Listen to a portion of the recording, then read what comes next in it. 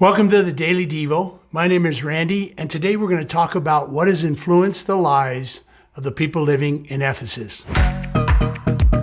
Growing up in America, I learned to drive a certain way. I drove on the right side of the road, sitting in the left side of the car behind the steering wheel. But recently I visited my brother in London and my daughter in Australia. As we got in the car, it seemed so foreign and unnatural to me.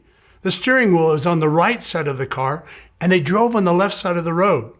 My whole driving life was a natural experience, and now I felt completely wrong in this different country. The way I was taught to drive and the turns I made were now wrong. But I felt so right. If I wanted to get where I was going safely, I'd have to learn quickly a new way to drive the roads in London and in Australia. This is what is happening to the new believers in Ephesus.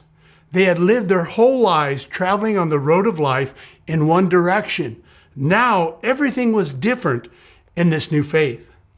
In Acts chapter 19, verses 18 and 19, it describes Paul's first journey to Ephesus and the condition of that city. It says many practices sorcery, and it was the center of paganism and mysticism. The Bible says those who committed their lives to Christ brought their sorcery books to be burned, and the value of those items was around $6 million today. Ephesians 2 opens up with Paul describing the move of the Gentile believers and their lives from paganism to Christianity. This is something that we're unfamiliar with, as they had lived in a pagan city, followed pagan cultures and pagan customs their whole lives. Paul then uses Ephesians chapter 2 to define a new normal for their lives. What is it like to drive on the other side of the road? In verse 1, Paul describes their pre-Christian condition, reminding them that they were headed in the wrong direction. In verse 2, he expounds upon the condition being influenced by supernatural evil forces that were under external control. And in verse 3, he stresses that actually wrong desires governed them in their acting sinfully. So let's read together verses 1 through 3 in Ephesians chapter 2. And you were dead in trespasses and sin, in which you once walked, following the course of this world, following the prince of the power of the air, the spirit that now is at work in the sons of disobedience, among whom you once lived in the passions of our flesh, carrying out the desires of the body and the mind, and were by nature children of wrath, like the rest of all mankind.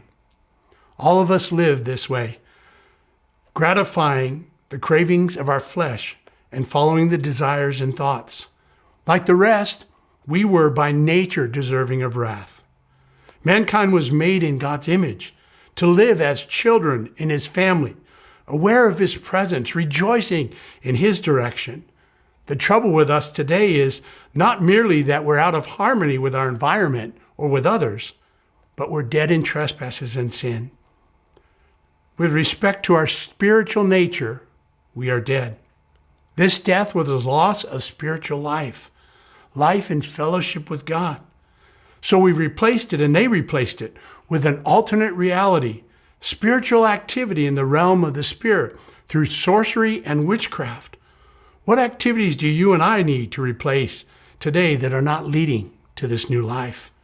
In verse 2, Paul goes on to explain our journey on the wrong side of the road was more of a choice. It was actually a spirit as well influencing our behavior. The word walk means to regulate one's life, to conduct oneself, to order one's behavior, to live or behave in a specific manner.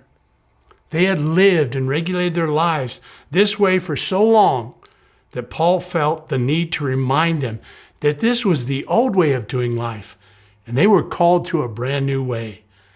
We lived and followed the influence of non-Christian values and beliefs.